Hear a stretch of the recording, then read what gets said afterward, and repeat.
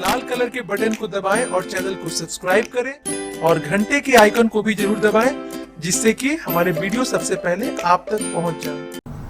भैया हो पवन भैया के फैंस खातिर आ गई बाटे को बहुत बुरा खबर। जी हाँ भैया, पवन भैया संगे हो रहल बाटे राजनीति। जी हाँ भैया, खबर लेके आ गई बनी रहो सब खातिर।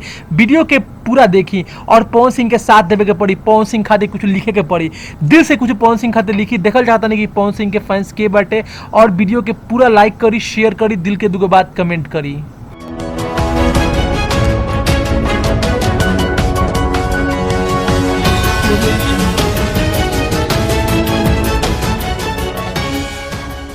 सबसे पहले जो कमेंट करी ओकर हम वीडियो में लेवे वाला बानी नाम, उहे बन जाई पवन सिंह के सबसे बड़ा फैन।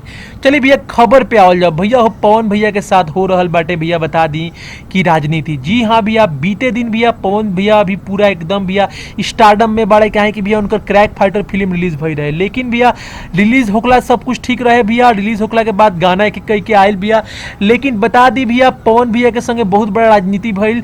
राजनीति ही भइल भैया कि पवन भैया के एगो सुपर डुपर हिट गाना के भैया पवन सुनब जे बढ़िया से लाइन के, पवन भैया के सुपर डुपर हिट गाना के भैया डिलीट कर दिल गई। हाँ भैया, डिलीट हो चुकल बटे पवन भैया के सबसे सुपर हिट गाना जौन की भैया क्रैक फाइटर में रहे, और वो गाना का टाइटल रहे कि झूठो के राम जी दिल तू बनवला हो, ऊपर से प्रीत के रोगवा लगवला हो। जी हाँ भैया, ई गाना के टाइटल रहे जौन की भैया रिलीज भई रहे, और रिलीज होखला के 10-15 मिनट बाद तो डिलीट हो चुका रहे गाना भैया। काहे कि पवन सिंह अपना भैया आईडी में फेसबुक पर शेयर कैले रहन, लेकिन ओकरा लिंक पे क्लिक कैला से भैया कहत रहे कि गाना डिलीट हो चुकल बा। लेकिन भैया यूट्यूब पर वो गाना के भैया रिलीज कैल गई रहे, और 2 दिन तक भैया वेब कंपनी के जो यूट्यूब चैनल बाटे भैया ओकरा पे वो गाना चलल और काफी अच्छा व्यूज भी गई रहा। गाना के जवाब नहीं के, लेकिन भैया फिर से एक जब खोलनी जा भैया तो देखनी जा कि गाना नहीं के।